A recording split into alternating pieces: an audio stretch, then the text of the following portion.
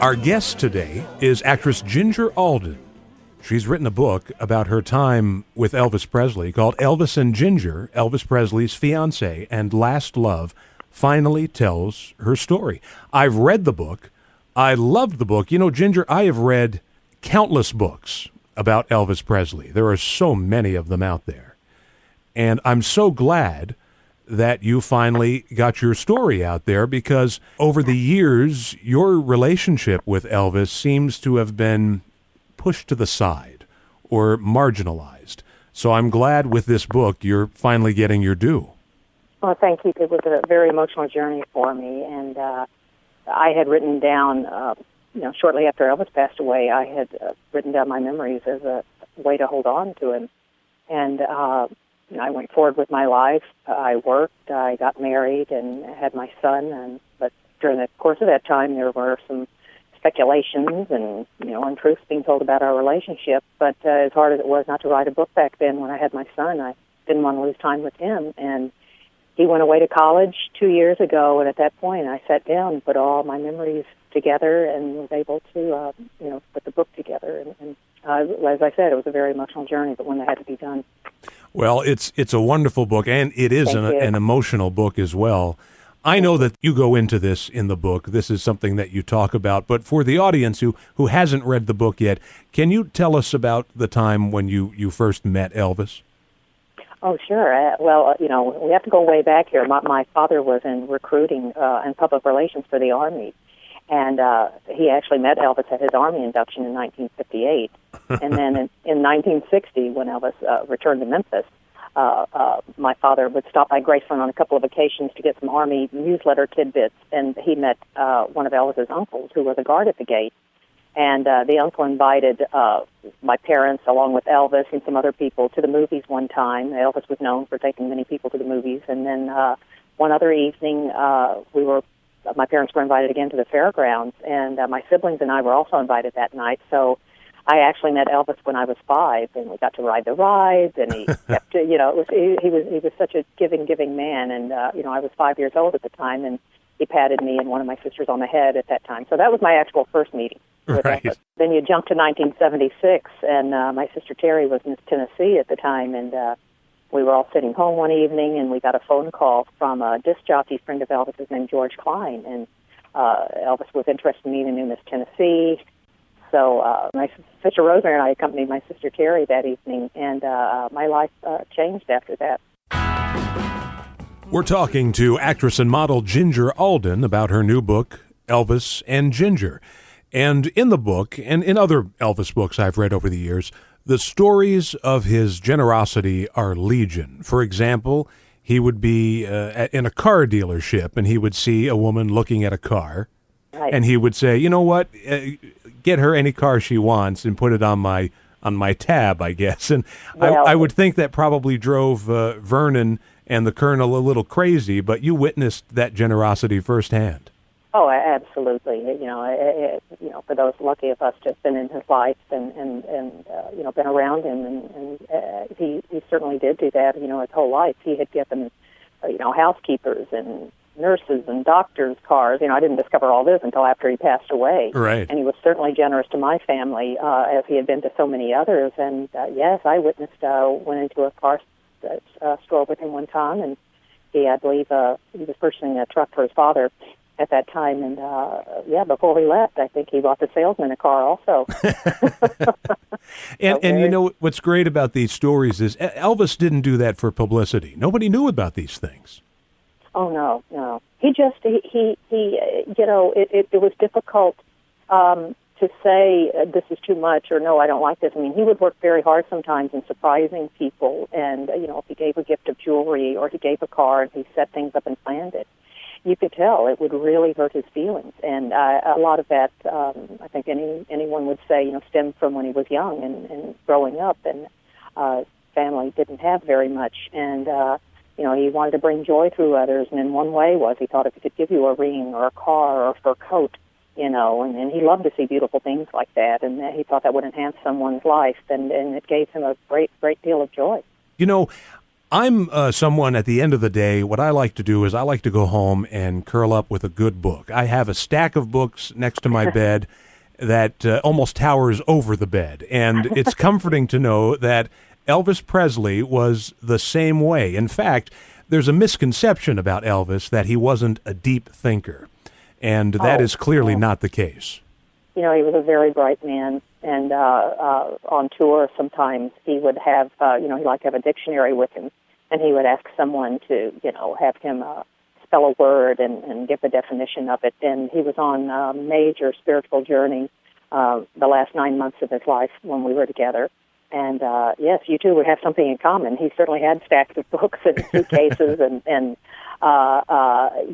it wasn't the easiest for me to understand, but I was there for him, certainly trying to. But he was very into Eastern philosophy and out of the ordinary things, but it was quite fascinating and intriguing for me, and we spent many, many hours looking over books together. And you mentioned all of these great qualities that Elvis had, but it's true that Elvis had a temper. In fact, I listened to an interview with Elvis not too long ago that took place in 1960, and the interviewer is saying, do you have any regrets? Is there anything that, any flaws, and because I guess people thought of Elvis as a perfect person, Right. And Elvis said, I have a terrible temper. And he's like, it doesn't happen too often, but when it does, it's pretty bad.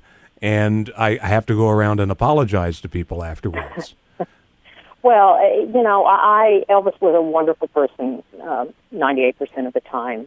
And I blamed some mood swings on sleep medication, which I wrote honestly about in the book, that I felt, I wanted to try to help with as time went on, and things that I witnessed with his medication problem that he did have.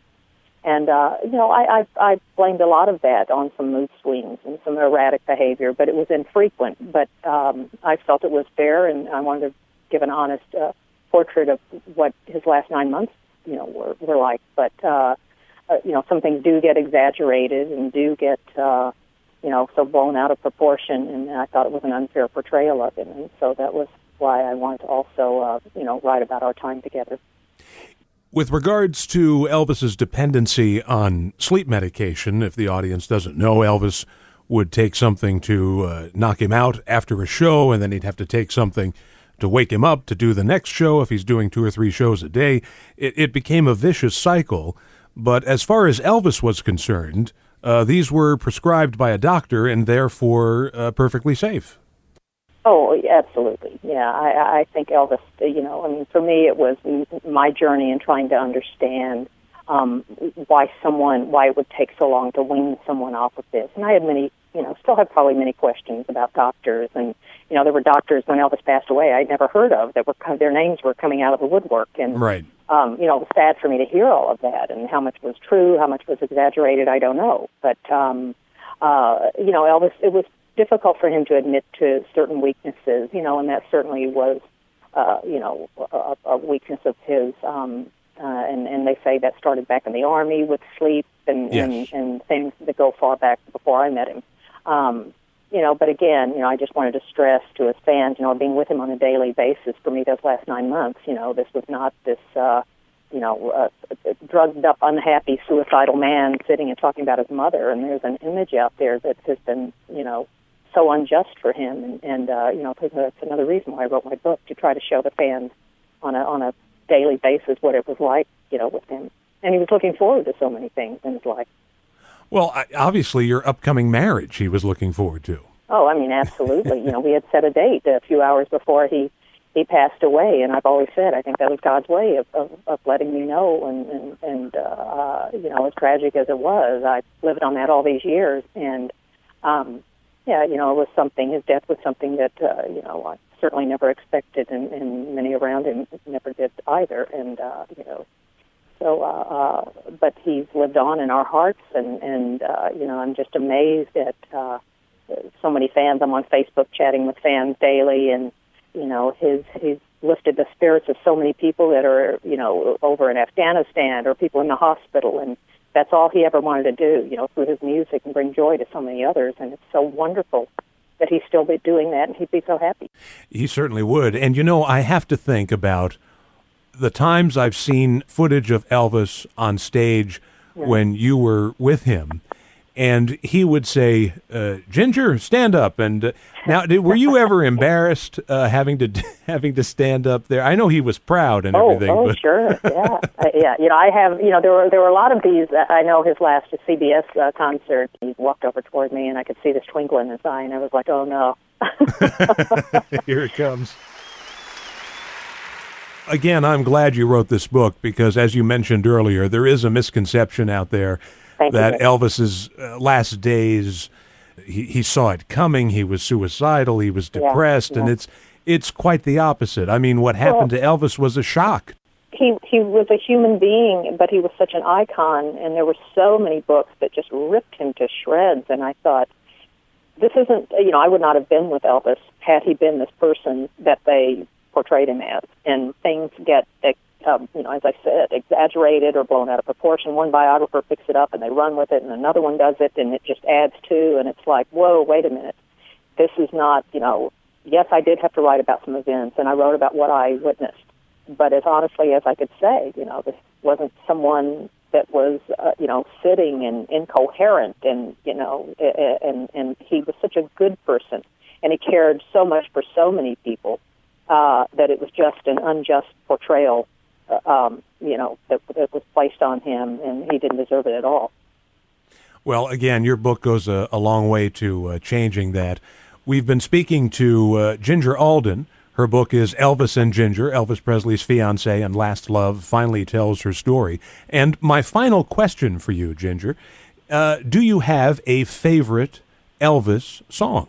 Gosh, there are so many. I love his gospel music, but there was one song we were together. It was Trying to Get to You that I felt that kind of related to the two of us a little bit at the time. So I always brings an extra big smile to my face when I hear it. But, he had such a gorgeous voice. There are many. It's hard to pinpoint, really one.